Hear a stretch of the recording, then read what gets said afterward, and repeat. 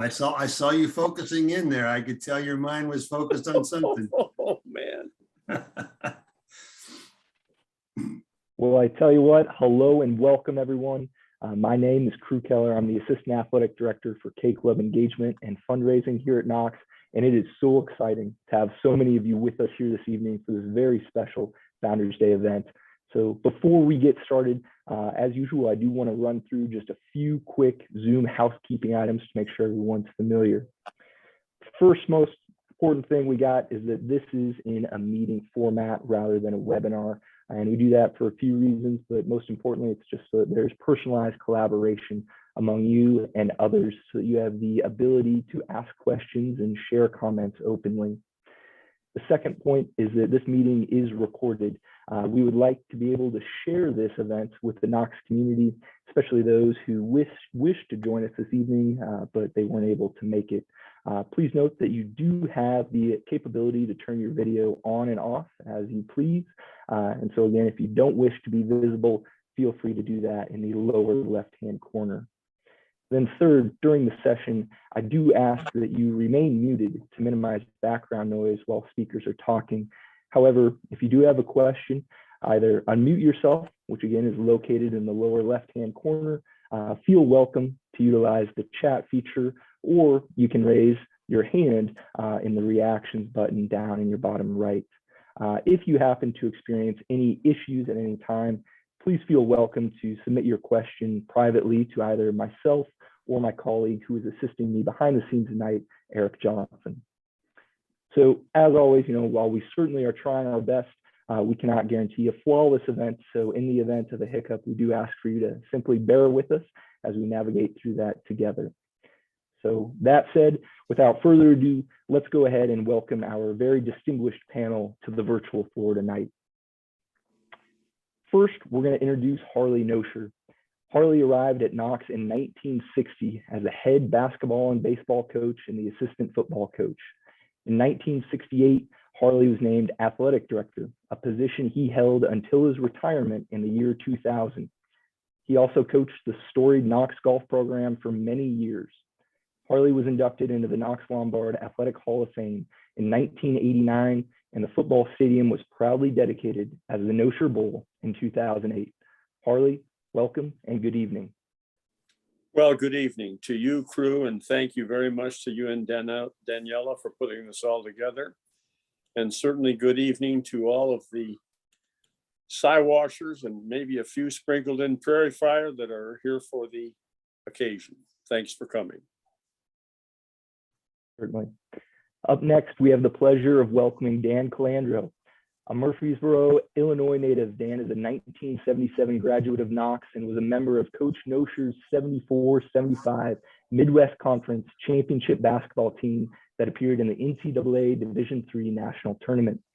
Dan's professional career in sports spans over 40 years, including 5 as a high school and junior college basketball coach, another 5 as the athletics director at Knox, where under his leadership, the Knox athletics program underwent historic facility upgrades, including remodeled locker rooms and a state-of-the-art fitness center. Then 29 years on staff at the NCAA National Office, and most recently, serving as a consultant the past 18 months. Dan, it's so great to have you on tonight. Welcome.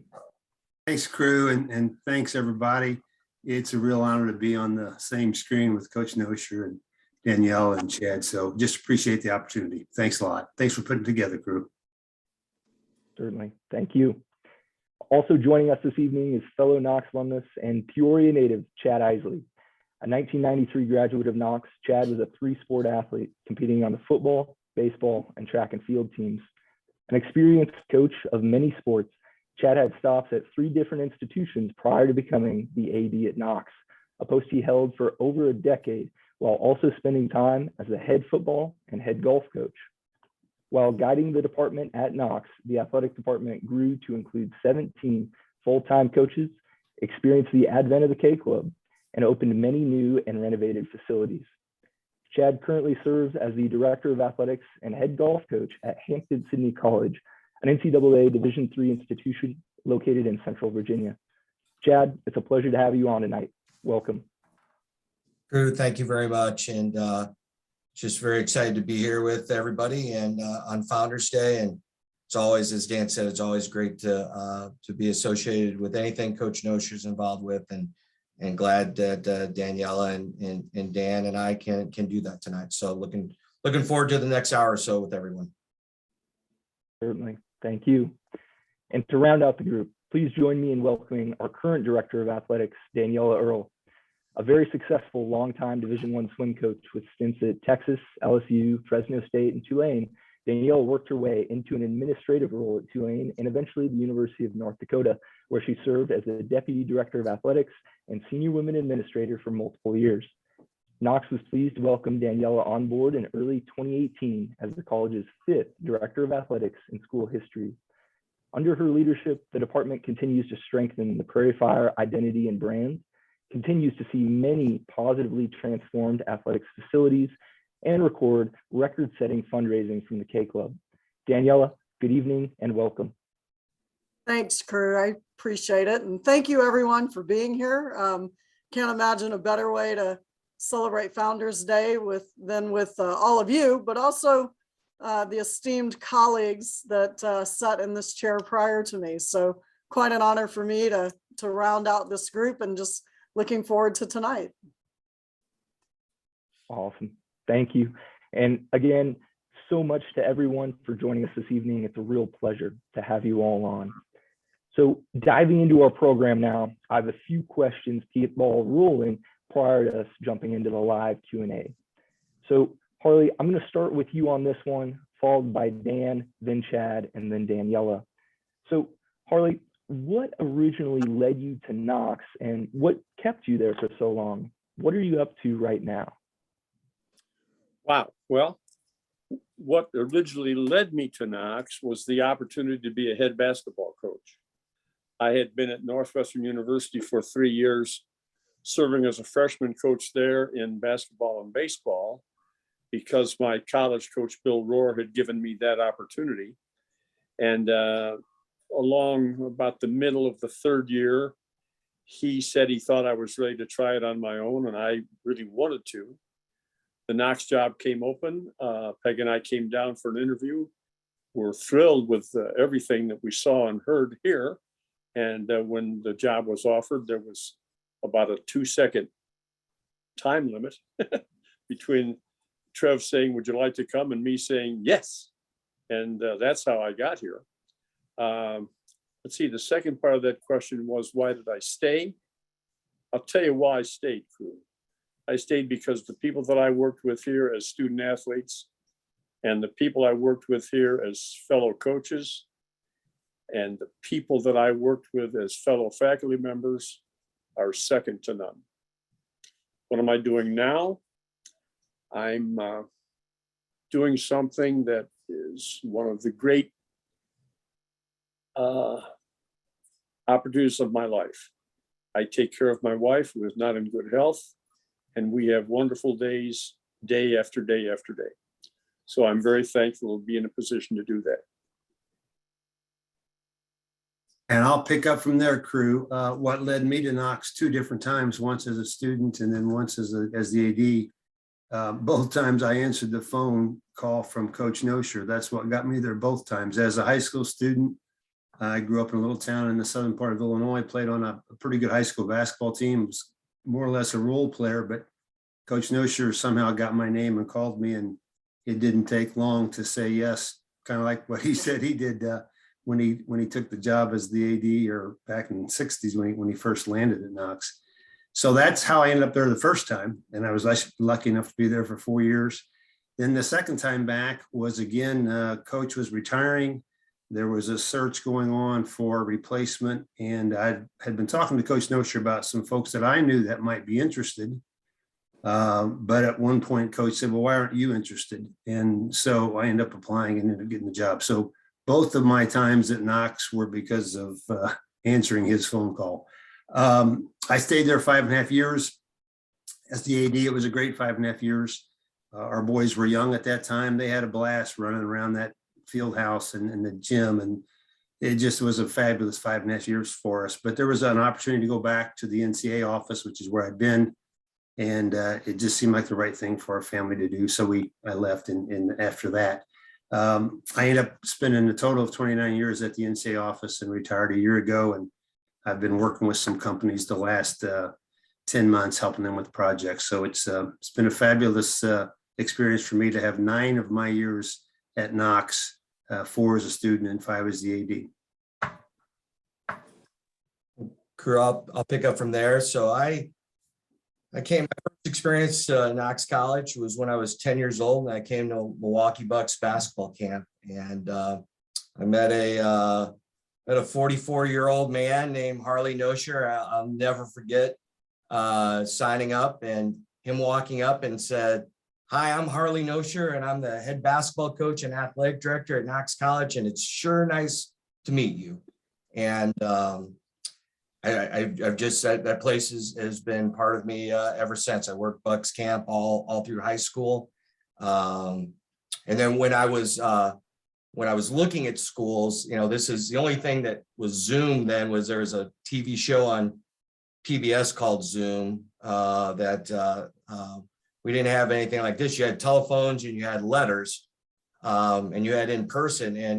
And Coach Nosher was sitting in his office, and he goes, "Chad, I know, you'll have a lot of choices with colleges, but we're such good friends and we've known each other for so long. I certainly hope when you make a college decision that you will come and tell me, because it's going to be such a big decision that I want to feel your excitement and be excited for you." And well, I'm 54, and I don't think I've ever told Coach Nosher no, and I certainly wasn't going to do it at 7 years of age at that point in time. So went to school there, and then I've been in college athletics for 29 years. 16. This is my 6th year as an athletic director. I think we're getting some feedback. Okay. And then I was at Knox for 11 years, and then came out here to Virginia, to Hampton, Sydney, and just a totally different experience for me. If those who know me, Florida will eventually pull it. There's a magnet that will eventually pull my wife and I down there, and we thought this would be a good move to get us somewhat closer that way. And certainly have enjoyed my 5 years, but love all my memories and time at Knox. So what drew me to Knox? That for me is just such a simple answer. It was this. I was really looking for a student-centered environment. And every athletic department in the country will say, "Oh yeah, we're all about the student athletes," but really, right? Really about the student athlete experience. And Dan is laughing because he has been at the Ncaa office and he knows exactly what I'm talking about. So I was looking for a place that really put the student first. I want the first thing that I have to think about with any decision to be, is this good for the student athlete, right? I want that to be the drive, not ticket sales, not all the other things. Is it good for the student athlete? And when Teresa reached out to me and talked with me, I felt a really strong connection to that desire. It just worked for me. And I haven't been disappointed. Every day we walk into this building, and every person in this building is committed to what is best for the students. And that has not changed, I don't think, since Harley's been here. That was what Harley was about. That was what Dan was about. That's what Chad was about. And so, I'm enjoying the fruits of all of your labor to create this culture where we really do put the student first. And so that is what drew me here and what keeps me here, honestly. So thanks, crew. Certainly. No, I appreciate all the answers. So the second one that I have for everyone, and Dan, I'll start with you and then followed up by Chad, then Daniela, and then Harley. Individually, what do you feel was your greatest accomplishment during your tenure at the helm? And then part two, what advice would you give yourself today if you were in that position?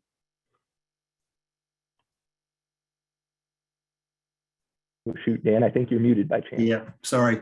On the accomplishment part, I'm not sure I'd call anything that I accomplished, but I was lucky to be involved in 2 projects. You referenced it earlier. Just happened to be there at the time when there was Roger Taylor was the president. Laurel Andrews' family, Laurel may be on. I saw where she was registered to be on tonight. Her family had made a significant contribution, challenge the donation to the college for a new swimming pool. And Roger, after a few years while I was there overlapping with Roger, he saw the need for a new fitness center as maybe the priority that we had on campus for the whole campus to enjoy. And he spoke with the Andrew family, and they were kind enough. They had made the donation on Coach Nosher's behalf for a Nosher natatorium. So Roger was able to, in conversations with the Andrew family, they changed their donation to build the fitness center, which now is the fitness center as you all know it. That was a fabulous thing for us to be able to do. It was a fabulous project to be involved in. And then right at the end of my time, we had begun the process of raising money and helping get the plans together for the renovation of the football field and naming it the Nosher Bowl. So both of those projects for me weren't accomplishments, but they were fabulous projects to be involved in. The second question, crew, is what would I tell myself if I could give myself some advice back then? 2 things. And one was I would go to more events, away events. I didn't force myself to do that. I wished I would have, looking back.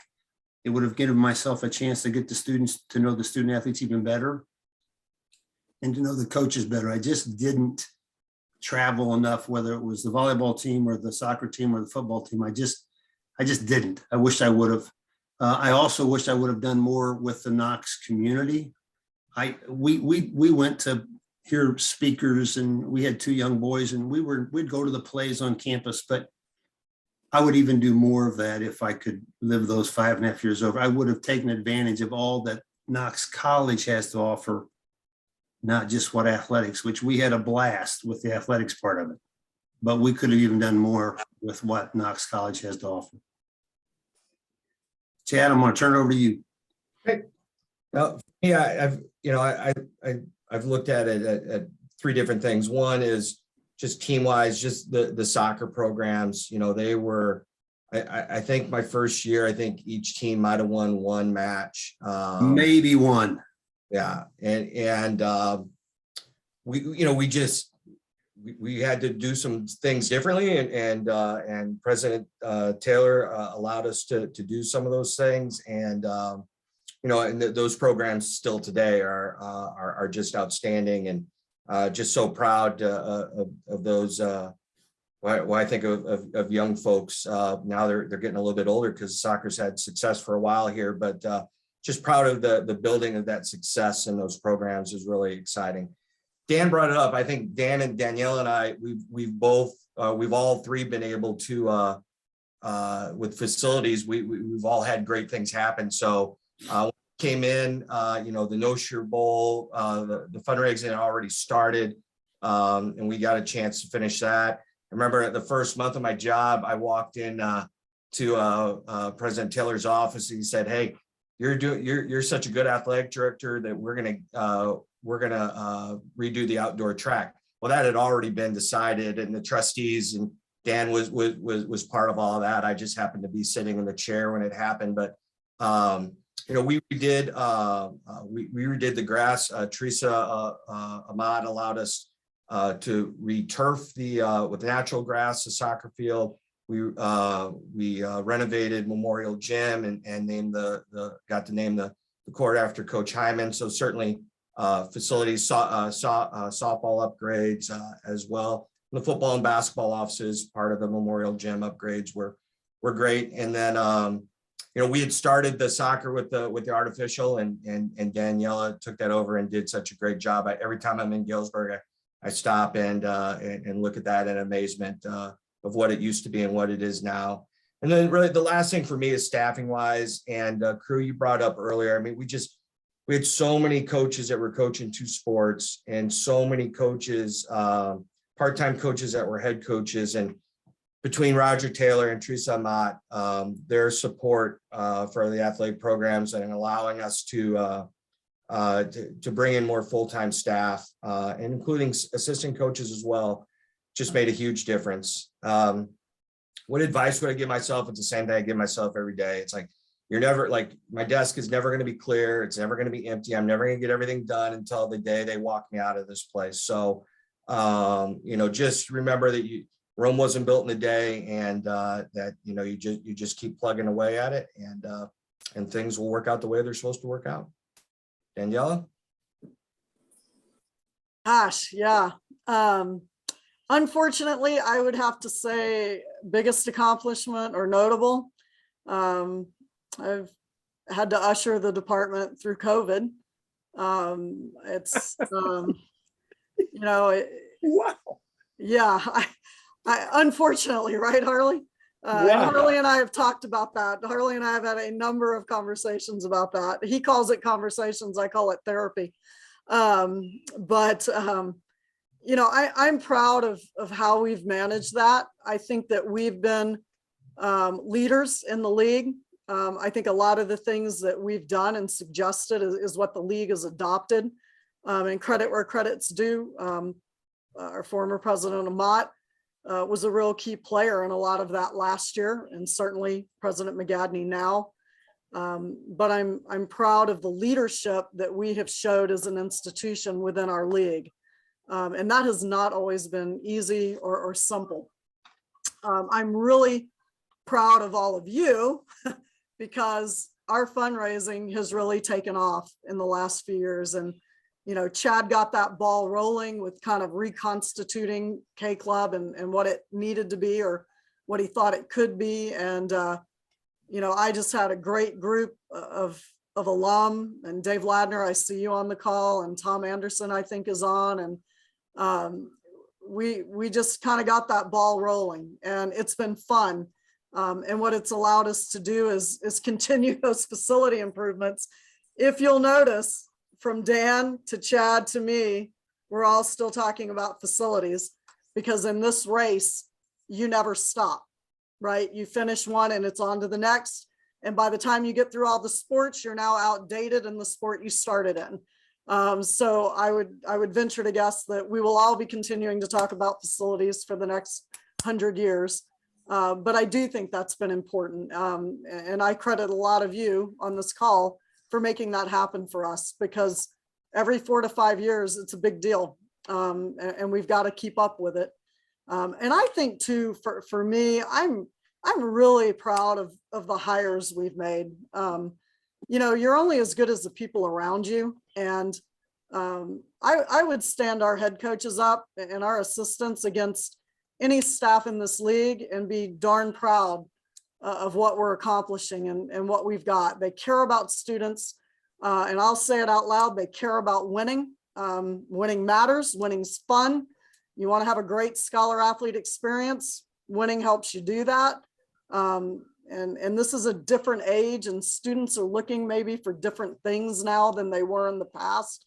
And I think our current group of coaches has a really good grasp of this generation and kind of where we're at as a society. And gosh, that's made my job a lot easier. They get it, and they get Division III, and they understand what the priorities are. So I would have to say that's been a pretty nice experience for me. I'm kind of like Dan. I don't know that I created it, but I'm sure enjoying it. So thanks, crew. Harley, what about you? Well, when the idea came up of trying to establish or determine the biggest accomplishment, several things went through my mind, and it would be fun to talk about all of them. But with Tom Anderson and Dave Vladner on the call, I can't tell any lies because they've been around almost as long as I have. So let me say this. The first thing I thought about was salvaging the football program back in the late 60s. And it would be real easy for me to make a case for that, because an intercollegiate athletic program without football is no deal. But that didn't win. Then I had to go to the field house, because when you convince the faculty of Knox College to spend $5 million for an athletic facility, something has happened. what really happened was a brilliant guy by the name of John Strasburger wrote a letter for me and let me sign it. And away we went. So that was good. But, you know, really and truly, down deep in my heart, the thing that I would say is the greatest thing that happened during the 40 years that I was at Knox College relative to athletics was adding all 10 women's programs. That's something that has impacted on our college in ways that are so diverse and so multiple and so wonderful. If you think about the women, just think in your own era of the women that were here who wouldn't have been had we not had those programs. And you know the college would not be anywhere near what it is today. So that was it. Advice, you know, the advice I would give myself would be to be home a little more.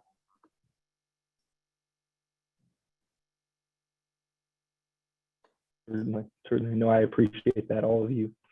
The third question here, and again, as you all, as audience members, have questions that come to mind, feel free to drop them in the chat box. We're going to get to those shortly.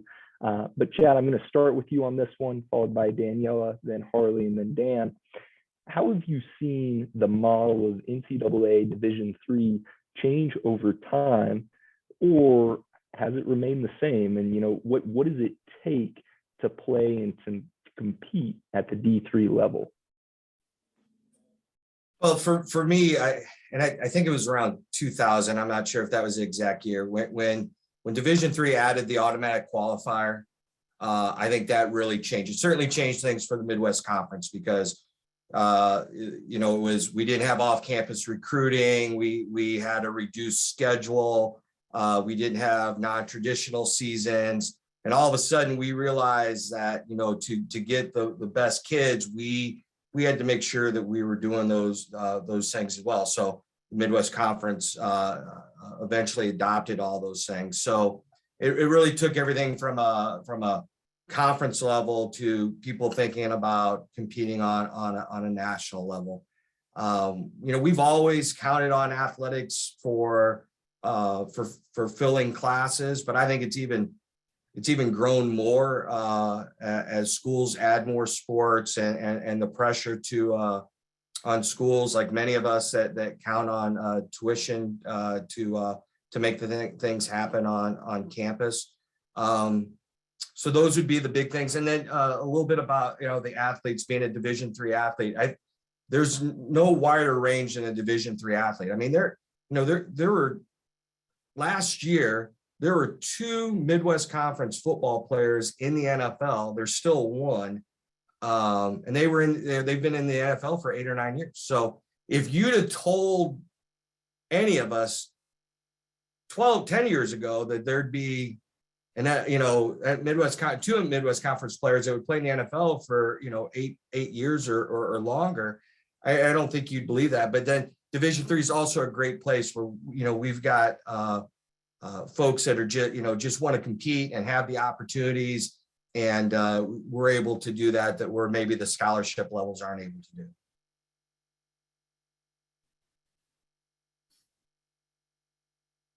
I was trying to get to my unmute button.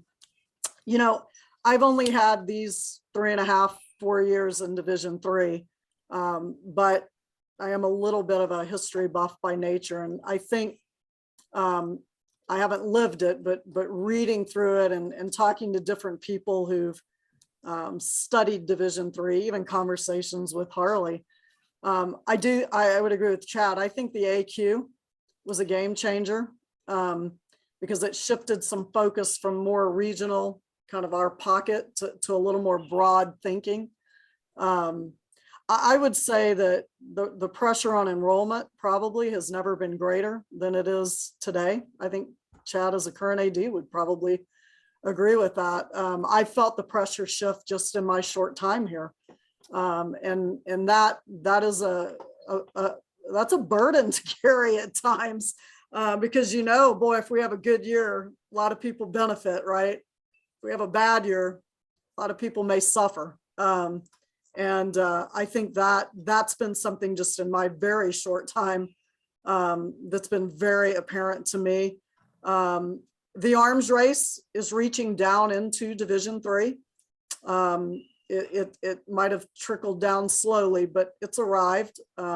I hear more from student athletes today than I did even 3 years ago, recruits, about, well, what kind of facilities do you have and what kind of uniforms do you wear? And so the priorities have shifted with recruits. And boy, I've really seen that in 5 years. There's a little bit of a shift going on. And I think, D3 is having to adapt to that quite a bit. What does it take to play D3? I love this question. As someone who came from D1, and obviously I have a large network in D1, they're always asking me, well, what's it like in D3, right? What's it like? And you know what I tell them? It's the exact same as it is in Division I, where the coaches and athletes are concerned. They want to be good. They want to excel. They want to get better. They want to be coached. They want support. There's really not a desired difference. And I do think that they have to be. We have some great athletes in D3. If you've been paying attention to the Olympics, there's a lot of D3 athletes participating for the US and Canada. And I think,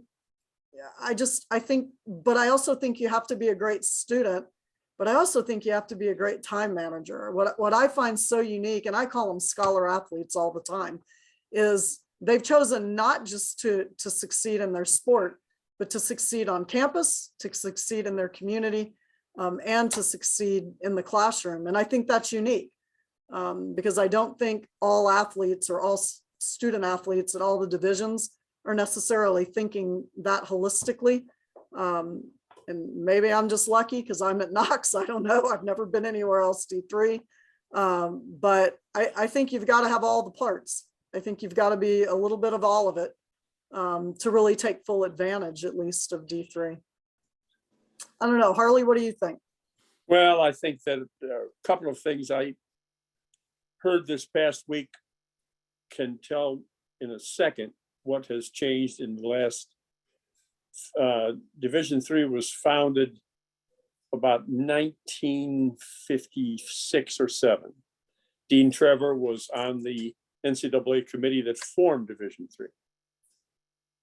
And if Dean Trevor were alive today and picked up his paper and said that they were having a signing ceremony for the kids that were going to go to Cole and Cornell and Knox and Monmouth, he would drop his IT. If I told him that my grandson, who's the coach at Galesburg High School, took one of his players over to be interviewed at Monmouth to see if he might like to go there, and they took him down in the locker room and had his jersey number 34 hanging on the locker for him to realize that's where he would be if he came to Monmouth, Trev would be pretty shook.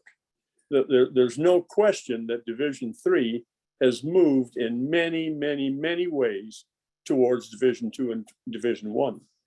But what it hasn't done, and what will save Division III forever, if we're smart enough not to let it happen, is to keep money out of the equation.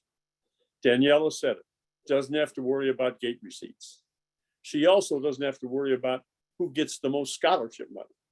And she certainly doesn't have to worry about what we're going to do if we don't have that money to buy the kids to bring them to Knox.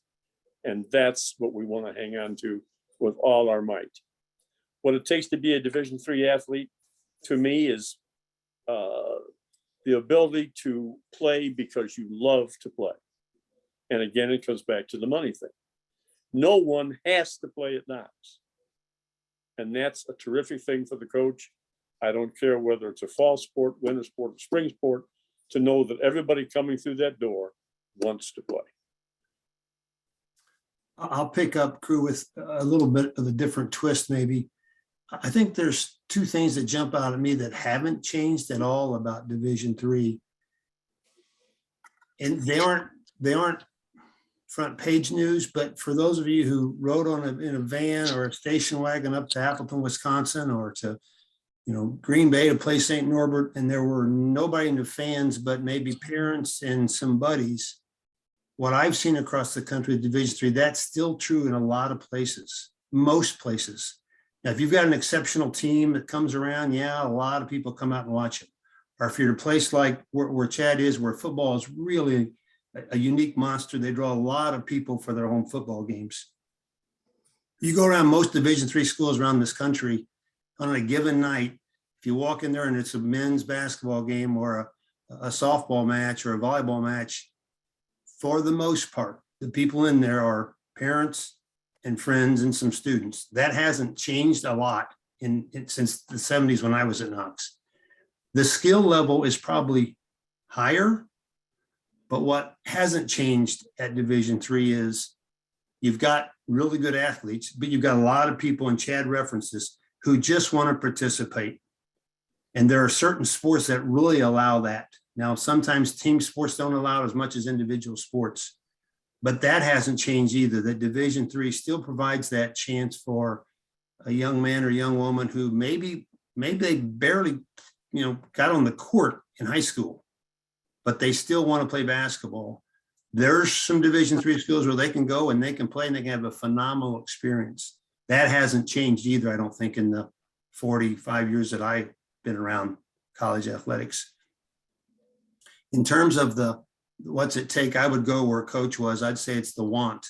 I try to tell buddies of mine whose sons and daughters are in high school, they may not be very good. Maybe they're not having any coach call them at all. But there's a lot of opportunities to play college sports, and you may not play on a conference championship team. You may not play on a team that makes it the Ncaa tournament. You can have a phenomenal 4 years playing softball or baseball or volleyball or basketball or running cross country at a lot of Division III places and come away with lifelong friends like I know I experienced when I was at Knox. Certainly. No, I appreciate that, Dan, Chad, Harley, and Daniela. So transitioning now to the live Q&A portion of the event. Again, feel welcome to add your question to the chat box or utilize the raise a hand feature by clicking on the reactions toward the bottom right-hand portion of the screen. And we'll be sure to get to your questions. I know we've got about 20 minutes left or so this evening. So feel free to add those in. I do see that we actually have one that has already come in. This one from Daniel Breed, class of 1974. Daniel is asking about the start of women's athletics at Knox. So Harley, I'm going to call on you for this one. What can you kind of tell us about the beginning of women's sports at Knox? I can tell you that the beginning of women's sports probably would not have happened without Title IX. I could pretend that we had this great understanding and desire to do something for women, but the fact is Title IX came along and did its job. Once it happened, it became very clear and was not difficult at all to understand that it was a wonderful thing.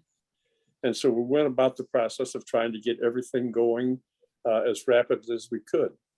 In our particular situation, there were some females who made enormous contributions by being so committed and aggressive about wanting to have teams in their sports that it's fun to give them credit. Amy Bushline came in here, recruited for basketball, and next thing I know, she wasn't going to let me sit still until we had women's soccer, and did a wonderful job of really battling for that sport. And there was a little girl, then she was Mickey Salvino, now she's Michelle Stelter. But boy, Mickey said, we're playing softball, Harley, and we're doing it fast. And Danny's good pal, Bill Colby, coached that first team, and away we went. But and it was just, it was kind of catch as catch can. But I remember too, the last one we added, and all 10 were added during that period, and what a great thing it was. But the last one was golf, and a little old girl named Caroline Berglund came over before we had a team to help me recruit. And before you know it, we're actually playing in the national tournament in women's golf. So it's it was not highly organized. It was not an overwhelming institutional commitment, but it was a realization that Title IX made sense. Let's do it the best we can. And finally, the big move was when the president and his staff agreed that we could add Amy Howley and add women's soccer, and it's all been downhill from there.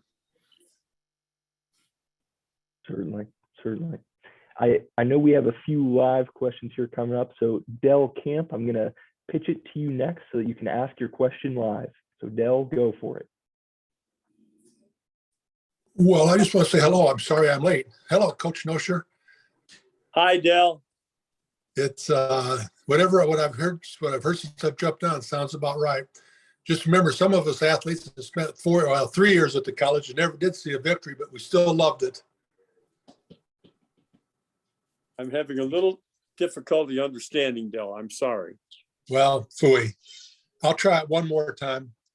I just want to let you know that even those of us that did not have any chance for victory, still loved playing and had a great joy from it. And there's lots of guys who would say that, Dell. During that football period when things were so tough, some of the most loyal alumni we have played on those teams. Yep. Certainly. Thank you, Dell, and thank you, Harley. Next one I see up, and we're going to work our way through the questions in the chat box too. We've got Dave Vladner on the line, so hopefully, Dave, you'll be able to log in here and ask your question live.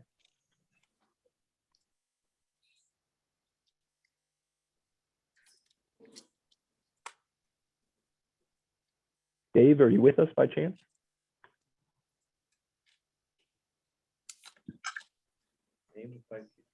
Alrighty, it looks like Dave logged off, so hopefully we can get him back here in a minute. Up next, we had one that came in from Greg.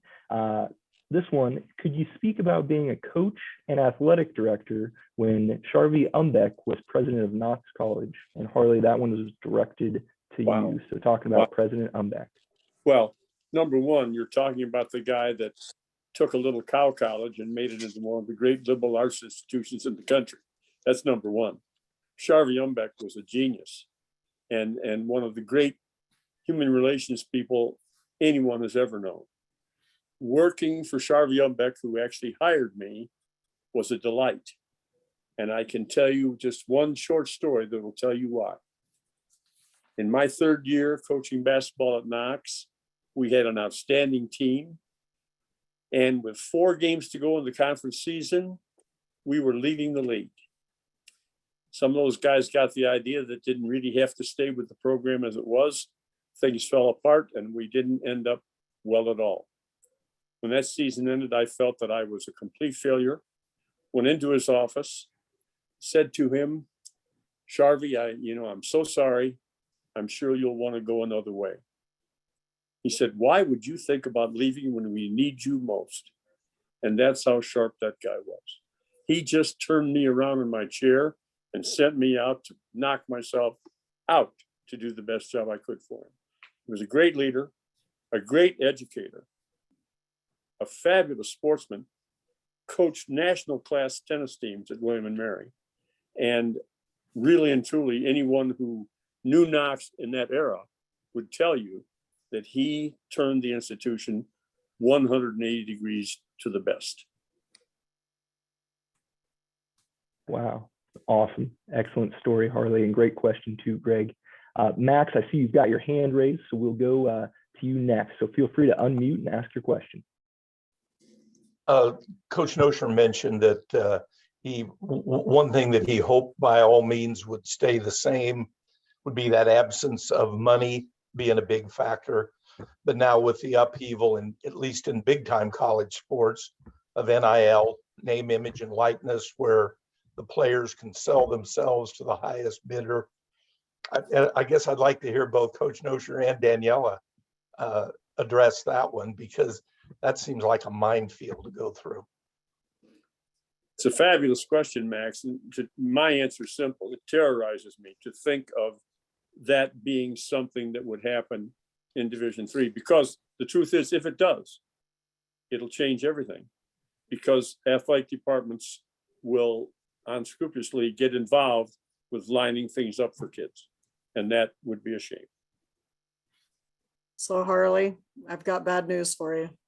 It's already in D3. It is. Yes, we have athletes, Chad will attest to it. We've got athletes taking advantage of NIL now.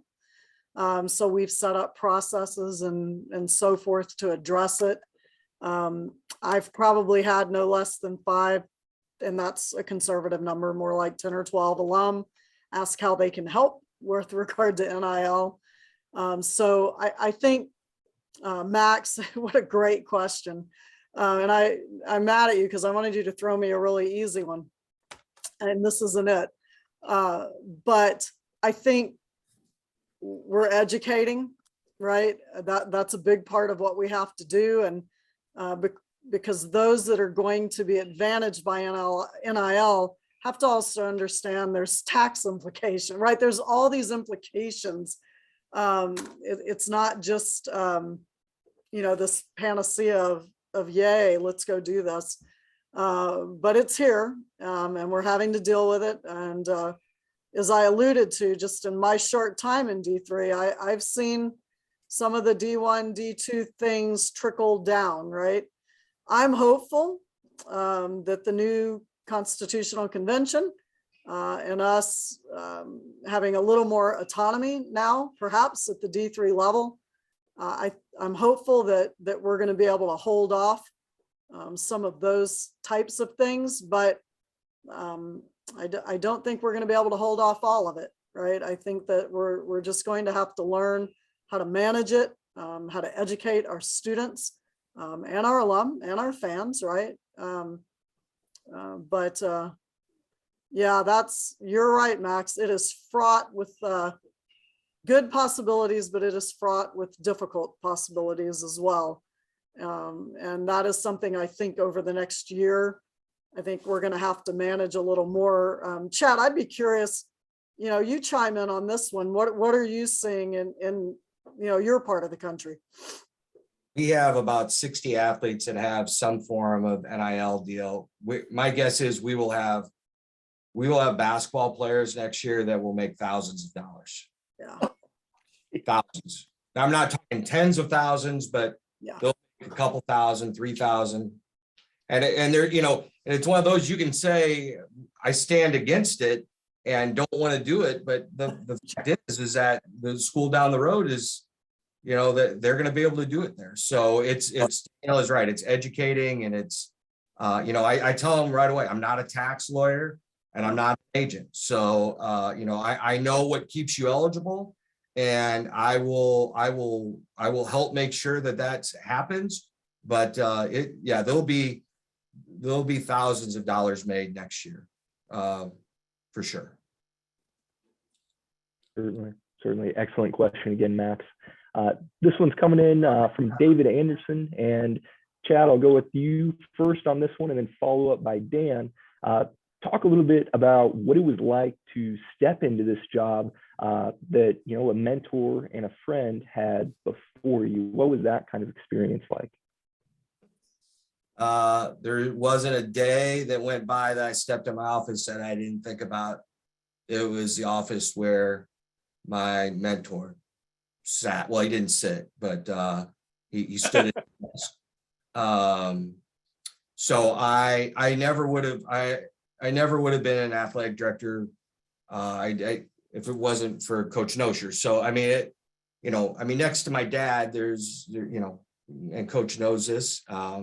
There's nobody that means more to me, and there's no man in my life that means more to me than him. And in my office, if I could turn my computer around, I've got a picture of Old Main that Coach gave Kathleen and I for our wedding day, and I look at it every day. So to say that it was something that was important to me would be an understatement. It's something to this day means a great deal to me. For me, Crew, it was there were a couple pieces. It was a fabulous time in my life to be able to try and do what Coach had done for me and my best buddies, which was create a phenomenal experience to be a college athlete.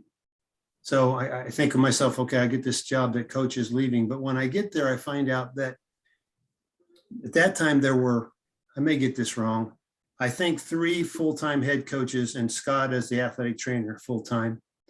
So there were 4 full-time people trying to coach 20 some odd sports. We had 21, I think, at that time. And the really discouraging part for me was during the 90s, Knox was in the top third year after year in the conference competition for, overall conference championship. Won it a couple of times. Now, other schools only had a limited number of head coaches as well. Knox wasn't the only one, but Knox was on the low end of that.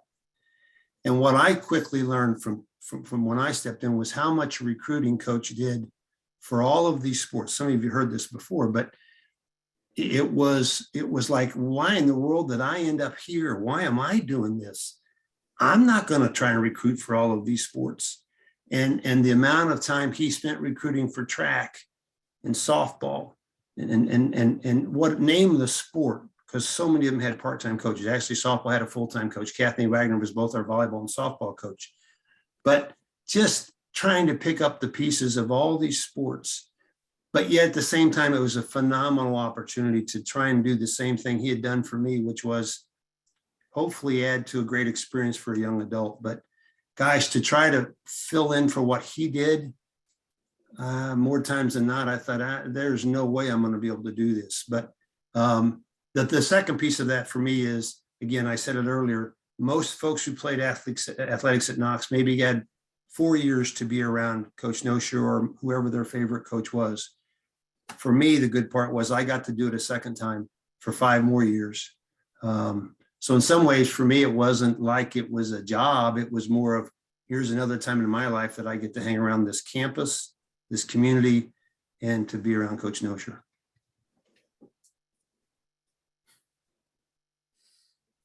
So I want to jump in on this one.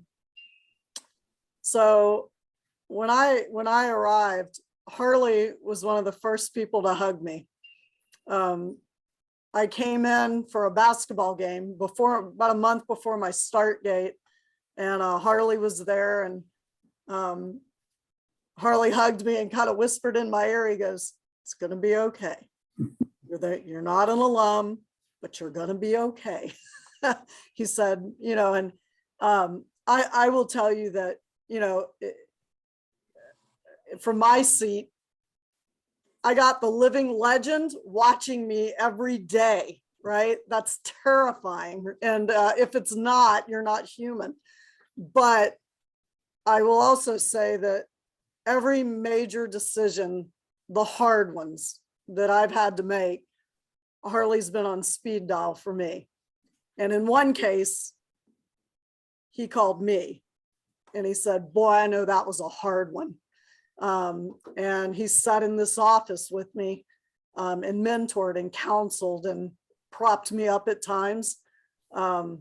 So I can say, Harley, we were talking about this before. There are only 5 ADs at Knox, 4 alive, and we're all on this video. That's amazing, right? Not many schools can say that. And so Dan and Chad and I have had the privilege of kind of shepherding the house that Dean and Harley built to some extent. And,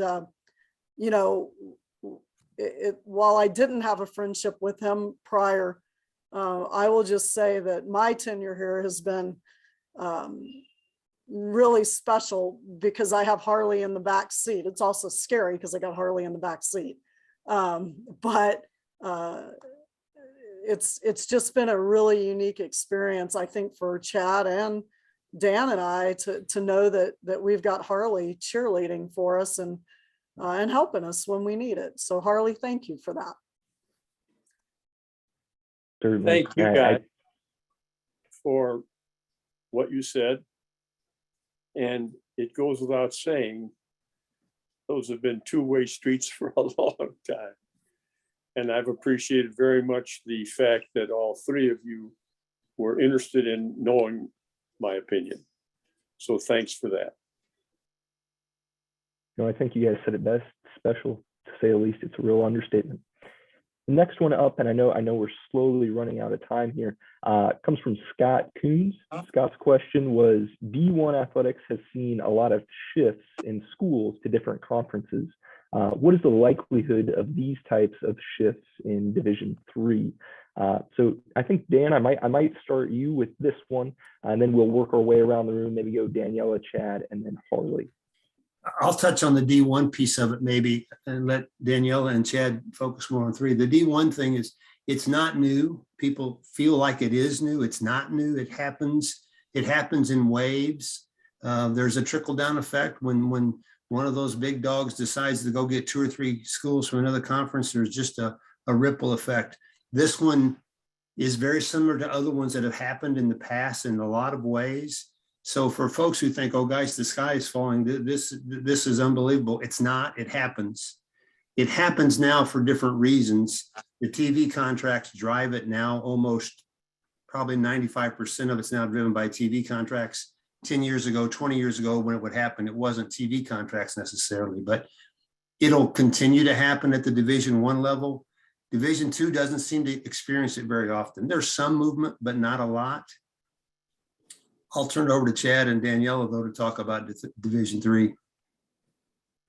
Chad, you could jump in.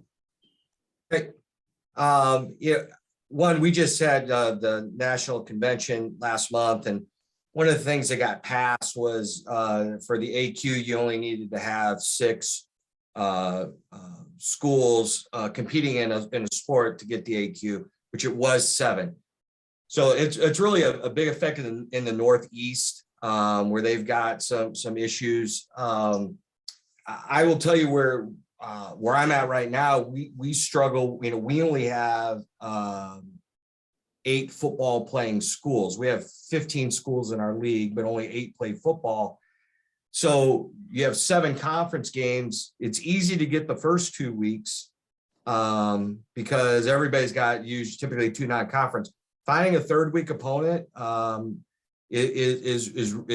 become much tougher. And so I think I think there'll be some schools that will, or leagues that will move things around, but it's certainly not at Division I level, and it's totally for different reasons. But I do think the 6 for the AQ will help keep things a little bit smoother at our level. Yeah, I agree with everything that Dan and Chad just said. So I was a Division I administrator for a little over 15 years, and I went through 3 different conferences, right? At the same school, we shifted 3 times in 10 years. So it is cyclical. If you look historically, it's very cyclical. So you can see patterns emerging, over that 100 years, if you will. In our league, St. Norbert left a couple of years ago. So we're not immune to it either. I agree with Chad. I think the legislation to go to 6 core for the AQ was really important because I think what that will do is stabilize some of the smaller conferences or that maybe are struggling to get core members. I think what happens a lot is somebody drops a sport and the league panics. They go into a complete panic mode for about a year. Oh gosh, what are we going to do? Now we're down to 8 or we're down to 7, right? And so I think doing this maybe just calms the waters a little bit.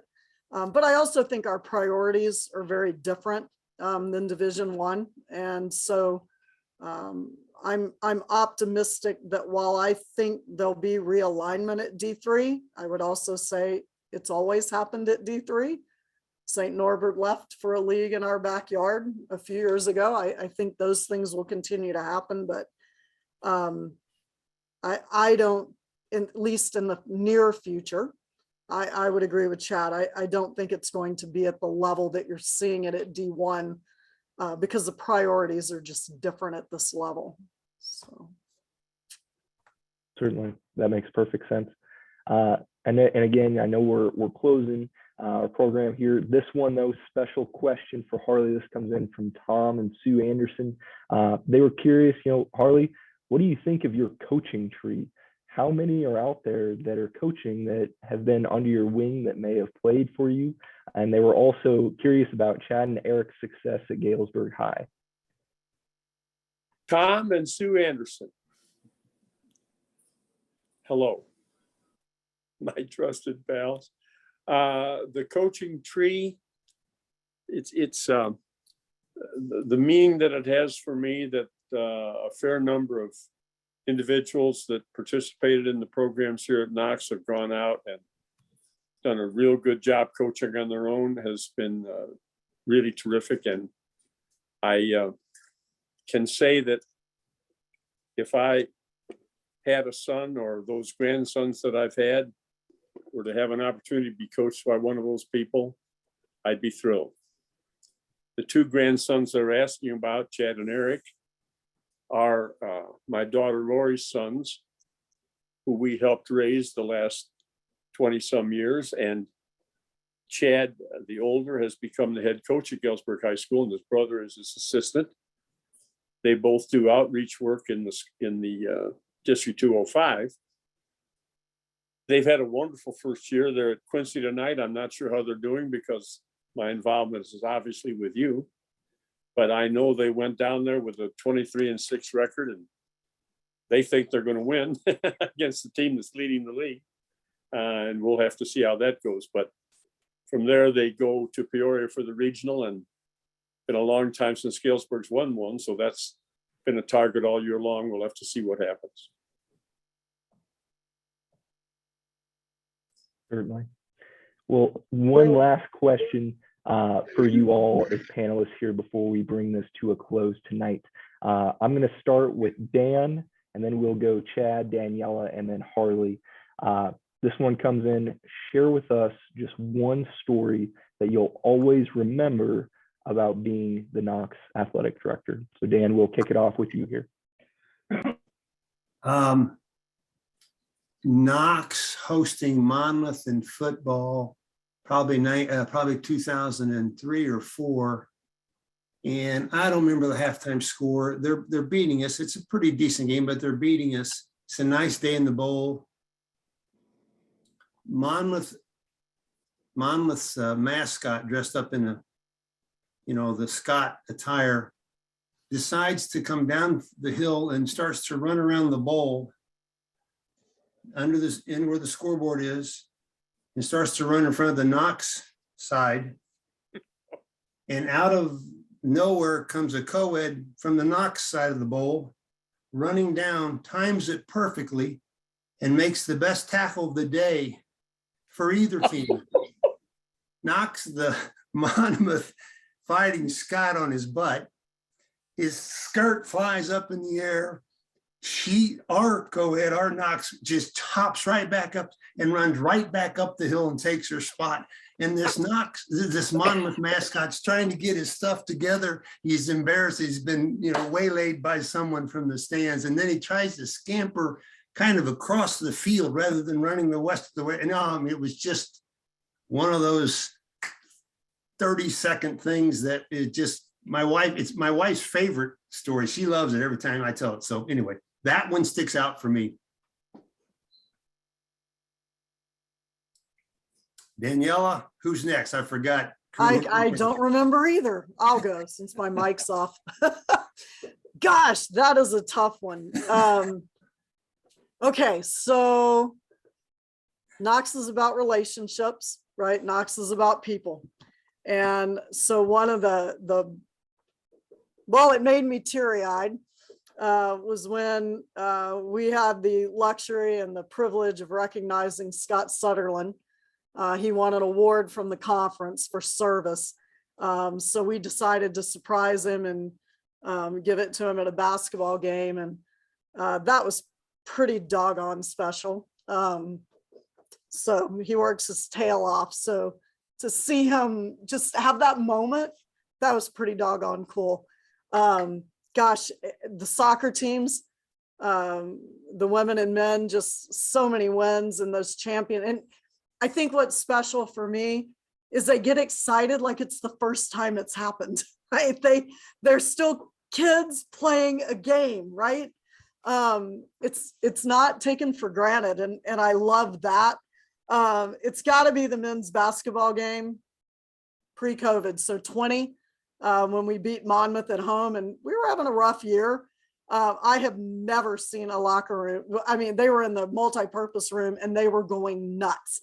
And we actually got it on film and pushed it out. And so I think for me, it's just watching kids have moments, right?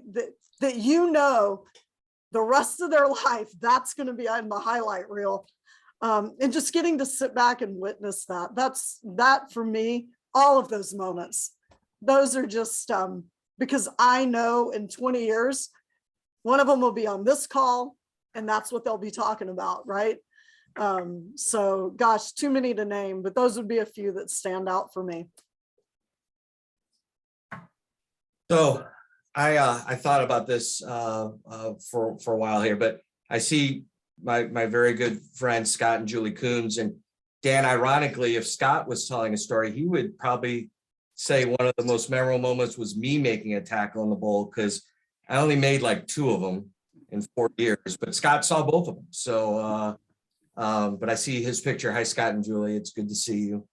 Mine would be in 2008 when I got to fly down to Atlanta and watch our golf team play in the national tournament, and got back on a plane and flew to Wisconsin and watched our baseball team play in the national tournament. So that was a pretty special time, and you know, there's just so many good memories in my 11 years there as athletic director.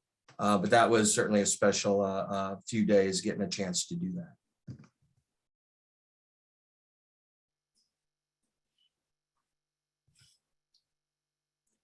There's a risk for me in trying to talk about such a special experience that would involve relationships that I'm not going to take it. Because my wife told me as I was leaving her in the family room, don't get on there and cry. So I'm not going to do that. So I'm going to tell you about a time when, as an athletic director, I was given the responsibility to start using the facilities to raise money. And although we were already doing that to some extent with the summer camps, this was an expansion of that. And we did things like bring in all-star wrestling and roller derby and Broadway company of Jesus Christ Superstar and Chubby Checker. I mean, we did some things. But the one that I'll always remember was when we booked the Lipizzan Stallions. Now, I don't know if all of you know who the Lipizzan Stallions are, but there's some big horses that do beautiful things walking around in a circle. And lots of people are enthused about the Lipizzan Stallion. So many people are enthused by Lipizzan Stallions. We had a $9,000 pre-sale for that event. This was going to be better than the circus, which we had had the year before. The day for the Lipizzan Stallions arrives. They get into town about 9:30 a.m. All of a sudden, there's a guy at the door of my office saying, "Sorry, we don't climb stairs." I said, what are you talking about? He said, "Our horses don't climb stairs." Now, if you think of the Knox gym, you know there's no way to get there without going up the stairs. I said, well, wait a minute. How come the guy who stopped here and set this up and gave me this contract didn't notice that we had stairs?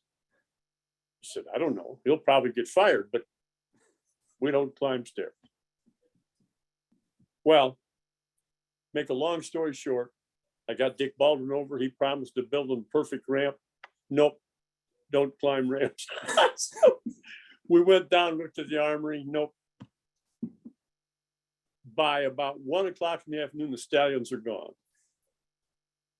And we're looking at the eventuality of, to say nothing of the people didn't already have a ticket, $9,000 worth of people we know are coming because they've got tickets. Mrs. Mendrick, many of you know her well, my right-hand woman for 32 years, said, here's what we'll do. So we got all the basketball kids over, set them up at all the doors, gave them all kinds of cash, and began to pay people off as they arrived for the stallions. Well, The end of the story is this. That thing was scheduled to start at 8 o'clock. We've paid off lots and lots of people. And just as we're going to close it down, a woman comes running up the steps of the far end of the gym outside.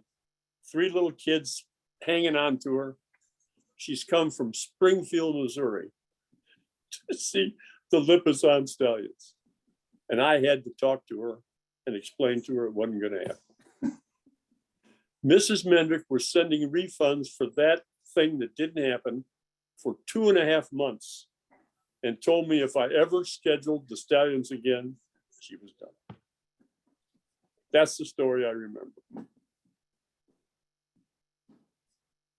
Holy cow. So Yeah. safe to say we're not booking horses then, Harley. Is that what you're telling us? Alrighty. Well, panelists and attendees, thank you all so much for logging on tonight. As always, your support to Knox Athletics is truly unmatched. So thank you. So don't forget to connect, take part, and give back on this Founders Day. Take care, everyone, and go Fire.